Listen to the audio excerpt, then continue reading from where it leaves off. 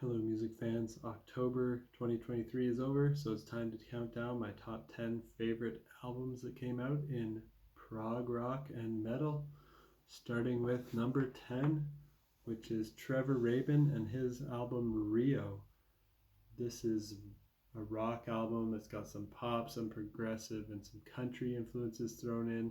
My favorite song on here is Push, which is one of the proggier songs. It's the sixth studio album by the South African musician who's well known for his time as the guitarist of Yes in the 80s and early 90s when he replaced Steve Howe. A lot of tracks on this album are great. There's lots of variety from straightforward pop rock to prog rock to country to jazz. The guitar playing here is really great. Some parts sound almost virtuosic like Steve Vai playing, but it's all Trevor Rabin, so you can tell he can really play. Check this out if you like Trevor Rabin era Yes, or if you just want to hear music by a great composer and guitar player who has a lot of different styles and tricks up his sleeve. His vocals and harmonies on here are also great too. Even the country music sounding parts sound good to me. I'm not really a country music fan, but if there was great stuff out there like this in the country world, I would probably enjoy that. I'm usually turned off by the mainstream popular country I've heard that all kind of sounds the same. Now, number 9 of October 2023 for me is Svalbard and their album The Weight of the Mask. This is post-hardcore with post-metal and black metal influences. Check out the song Faking It for a preview. It's the 4th album by this band from the UK. If you're a fan of Rollo Tomasi and Astronoid, imagine those two bands combined, and that's kind of what this sounds like.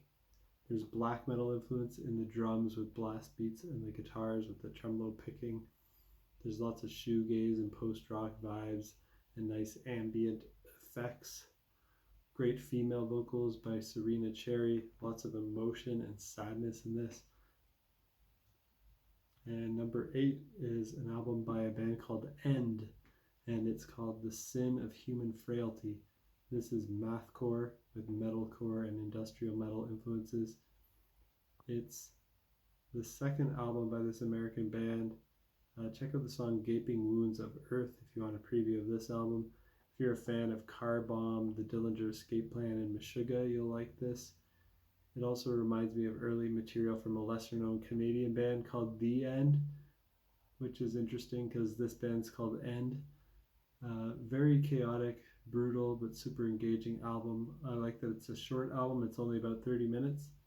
And this band also has a great debut album, so they're two for two so far, and I'm curious to hear what they do next.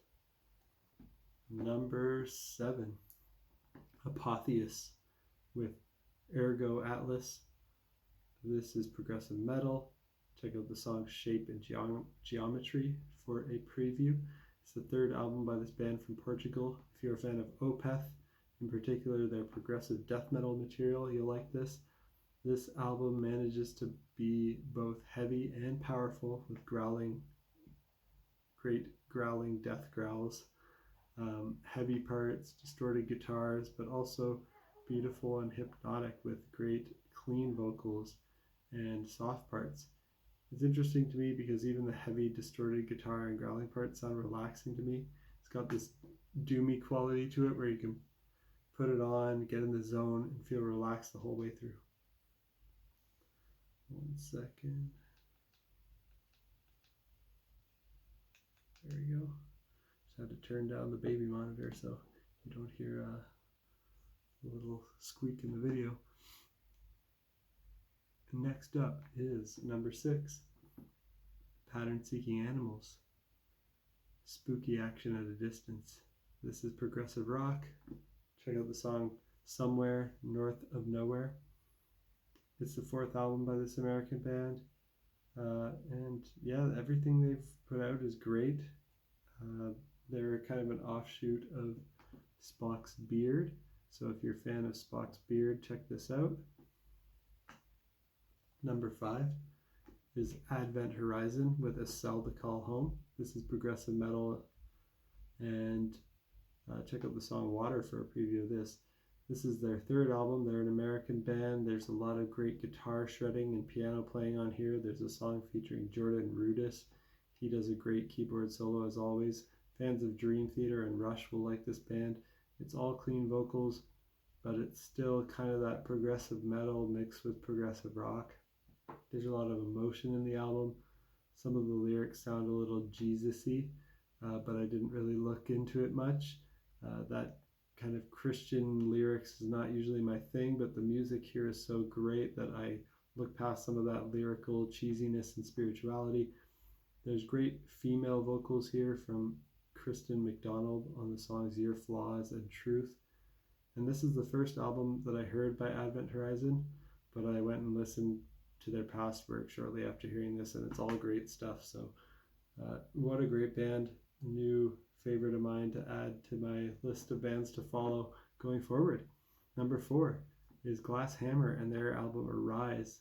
This is progressive rock, and it's got some nice doomy metal influences, some psychedelic and space rock influences. Check out the song The Return of Daedalus. That's the 17-minute epic at the end. It's mostly instrumental, has some bluesy guitar lead shredding over top of this bass groove and jam, but the last couple minutes has some epic vocals. This whole album has solid female vocals on here leading most of the songs, but also has some male lead vocals on some other songs. This is their 21st album, so they've put out a lot of music. They're a great American prog band. Really check out Glass Hammer. I haven't listened to everything they've done yet, but everything that I have listened to I've enjoyed. I'm going to have to work my way through their discography because it's quite good stuff. But some of my favorite tracks on this album are also Lost and the last song, or second last song, Arise. The album has moments that remind me of Porcupine Tree, some of those spacey moments, some moments that remind me of King Crimson with some of those intense moments, and then moments that remind me of Tool, where they have these more hypnotic moments. Number 3 is Lalu and their album The Fish Who Wanted to Be King. This is progressive rock. Check out the song Forever Digital as a preview. This is the 4th album by this French band. I love everything they've done before this. This is also great, although I do prefer their previous albums. Their earlier work had a bit more of a metal edge to it, and every song on their early albums was great. This is kind of the softest album they've done to this point.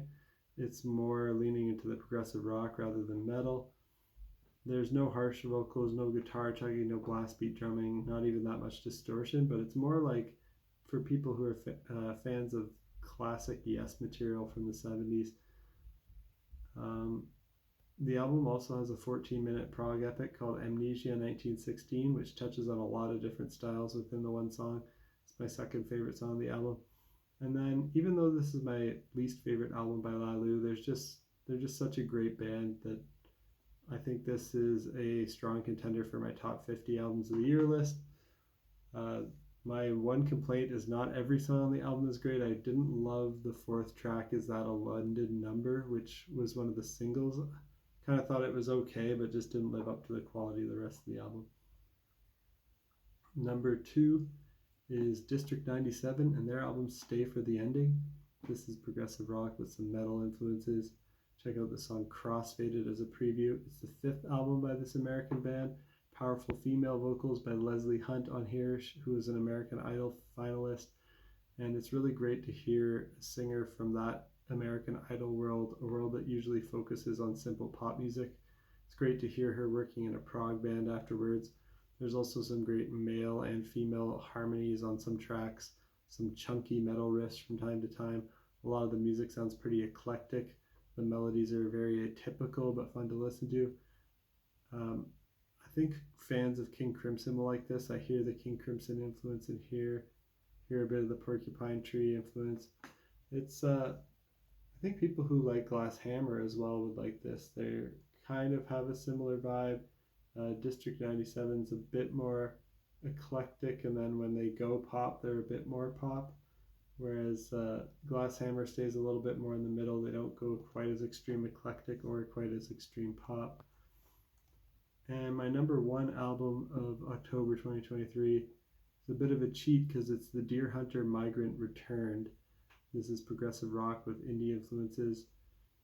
check out the song Whisper. That's my favorite track on the album. And this isn't really a new album, it's a reimagining of the fifth album by this great American band.